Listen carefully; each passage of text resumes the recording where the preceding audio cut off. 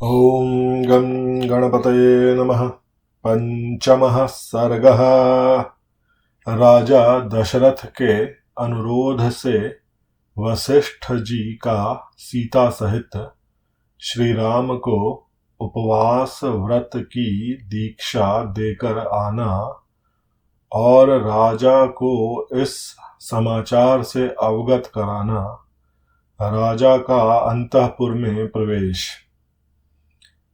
उधर महाराज दशरथ जब श्री रामचंद्र जी को दूसरे दिन होने वाले अभिषेक के विषय में आवश्यक संदेश दे चुके, तब अपने पुरोहित वशिष्ठ जी को बुलाकर बोले, नियम पूर्वक व्रत का पालन करने वाले तपोधन, आप जाइए और विघ्न निवारण रूप कल्याण की सिद्धि तथा राज्य की प्राप्ति के लिए बहू सहित श्री राम से उपवास व्रत का पालन कराइए।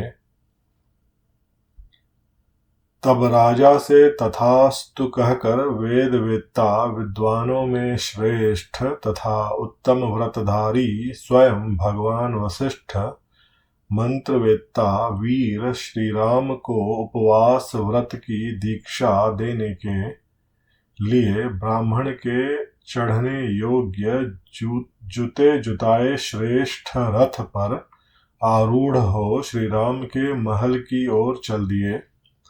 श्री राम का भवन श्वेत बादलों के समान उज्ज्वल था।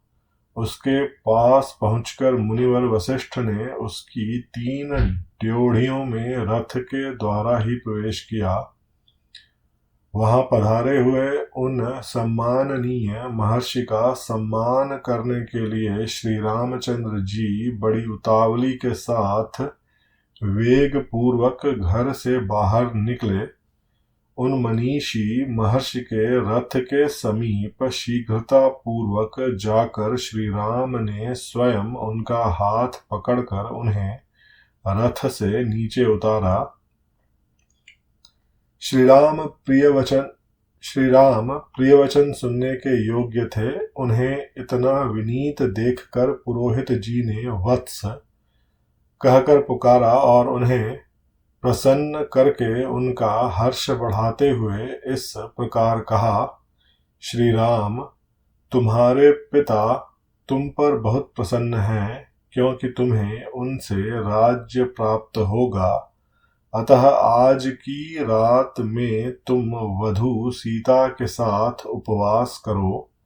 रघुनंदन जैसे नहुष ने ययाति का अभिषेक किया था, उसी प्रकार तुम्हारे पिता राजा दशरथ कल प्रातः काल बड़े प्रेम से तुम्हारा युवराज पद पर अभिषेक करेंगे।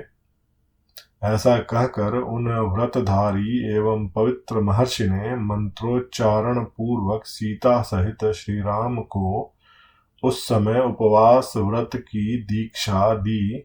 तदनंतर श्री रामचंद्र जी ने महाराज के भी गुरु वशिष्ठ का यथावत पूजन किया। फिर वे मुनि श्री राम की अनुमति ले उनके महल से बाहर निकले। श्री राम भी वहां प्रियवचन बोलने वाले सुहृदों के साथ कुछ देर तक बैठे रहे। फिर उनसे सम्मानित हो उन सब की अनुमति ले पुनः अपने महल के भीतर चले गए।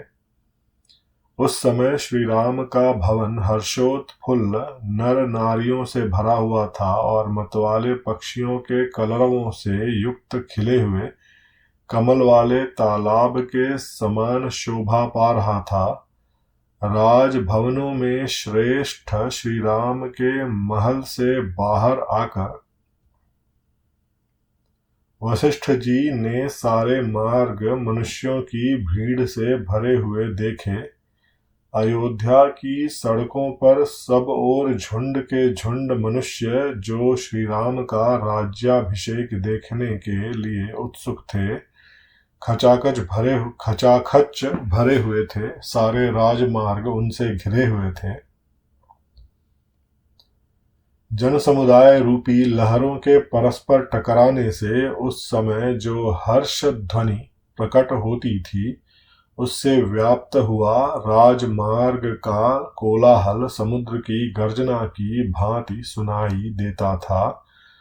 उस दिन वन और उपवनों की पंक्तियों से सुशोभित हुई अयोध्यापुरी के घर घर में ऊंची ऊंची ध्वजाएं फहरा रही थीं। वहां की सभी गलियों और सड़कों को झाड़ बुहार कर वहां छिड़काव किया गया था। स्त्रियों और बालकों सहित अयोध्यावासी जनसमुदाय श्री राम के राज्याभिषेक को देखने की इच्छा से उस समय शीघ्र सूर्योदय होने की कामना कर रहा था। अयोध्या का वह महान उत्सव प्रजाओं के लिए अलंकार रूप और सब लोगों के आनंद को बढ़ाने वाला था। वहां के सभी मनुष्य उसे देखने के लिए उत्कंठित हो रहे थे। इस प्रकार मनुष्यों की भीड़ से भरे हुए राजमार्ग पर पहुंचकर पुरोहित जी उस जनसमूह को एक ओर करते हुए से धीरे धीरे राजमहल की ओर गए। श्वेत जलद खंड के समान सुशोभित होने वाले महल के ऊपर चढ़कर वशिष्ठ जी राजा दशरथ से उसी प्रकार मिले जैसे बृहस्पति देवराज इंद्र से मिल रहे हों। उन्हें आया देख राजा सिंहासन छोड़ कर खड़े हो गए और पूछने लगे, मुने, क्या आपने मेरा अभिप्राय सिद्ध किया? वशिष्ठ जी ने उत्तर दिया, हाँ, कर दिया। उनके साथ ही उस समय वहां बैठे हुए अन्य सभासद भी पुरोहित का समादर करते हुए अपने अपने आसनों से उठकर खड़े हो गए। तदनंतर गुरुजी की आज्ञा ले राजा दशरथ ने उस जनसमुदाय को विदा करके पर्वत की कंदरा में घुसने वाले सिंह के समान अपने अंतःपुर में प्रवेश किया। सुंदर वेशभूषा धारण करने वाली सुंदरियों से भरे हुए इंद्र सदन के समान उस मनोहर राजभवन को अपनी शोभा से प्रकाशित करते हुए राजा दशरथ ने उसके भीतर उसी प्रकार प्रवेश किया जैसे चंद्रमा ताराओं से भरे हुए आकाश में पदार्पण करते हैं। इत्यार्षे श्रीमद् रामायणे वाल्मीकीये आदि काव्ये अयोध्या कांडे पंचमः सर्गः।